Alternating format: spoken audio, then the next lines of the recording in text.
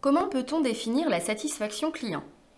Selon Théodore Levitt, la raison d'être d'une entreprise est de créer et de garder un client. Cela est d'autant plus vrai dans un contexte digital. En effet, l'entreprise doit faire face à une concurrence très développée et à des consommateurs devenus des consommateurs. Il est donc primordial aujourd'hui de conserver ses clients et de les fidéliser. Cela passe par la satisfaction client. Comment la mesurer et surtout comment l'optimiser? La satisfaction client correspond à la satisfaction que ressent un client suite à son expérience d'achat auprès d'une entreprise. Ce sentiment peut être positif ou négatif. Si les besoins du client sont remplis, sa satisfaction sera positive. Elle sera négative si l'entreprise ne réussit pas à contenter ses besoins. Les points du parcours client qui ne répondent pas à l'attente du client ou seulement partiellement sont appelés des insights. Les éléments pris en compte pour déterminer la satisfaction client peuvent être factuels, comme la qualité du produit, ou moins palpables, comme la qualité du conseil apporté. Ils peuvent aussi être subjectifs, comme le ressenti du client face à son expérience. Ainsi, vous comprenez bien qu'expérience client et satisfaction sont extrêmement liés.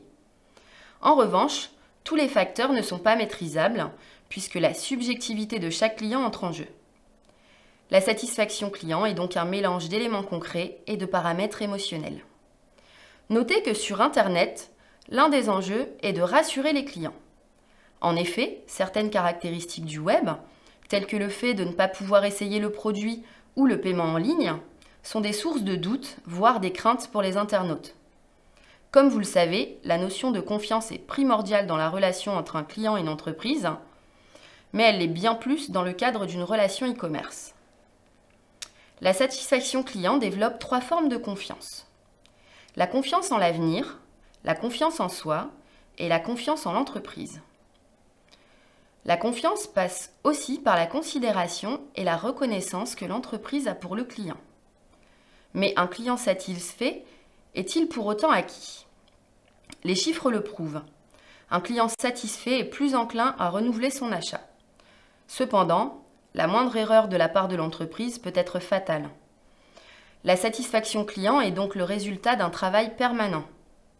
L'idée n'est pas seulement d'éviter les erreurs, mais de mettre en place et d'entretenir une relation avec le client. Aussi, plus le client est satisfait et la relation longue et forte, plus la marque peut être rassurée sur la fidélité du client. Savez-vous pourquoi la satisfaction client est-elle si importante pour une entreprise? Parce qu'un client satisfait coûte moins cher qu'un client insatisfait. Un client insatisfait ne commande plus, sollicite le SAV et donc de la ressource interne. Il peut même influencer négativement d'autres personnes et affecter la e-réputation de l'entreprise. En revanche, un client satisfait est fidèle.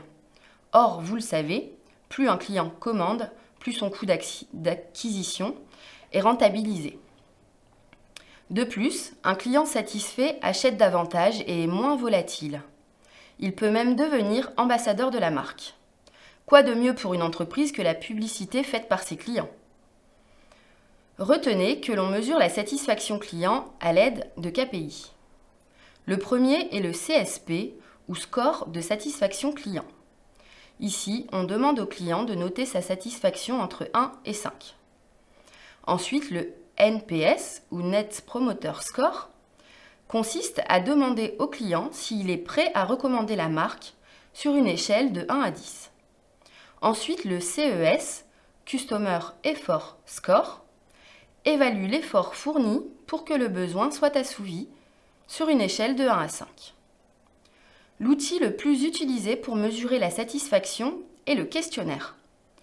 Il peut être proposé par mail, sur le site internet ou en point de vente.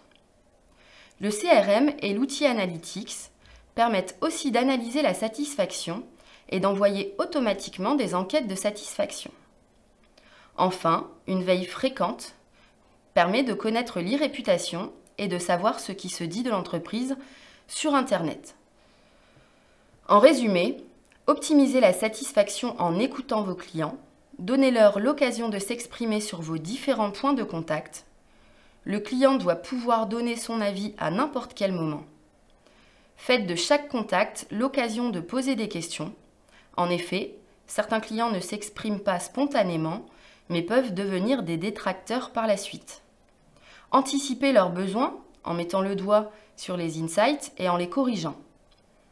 Dans ce but, tenez-vous toujours informé des évolutions technologiques.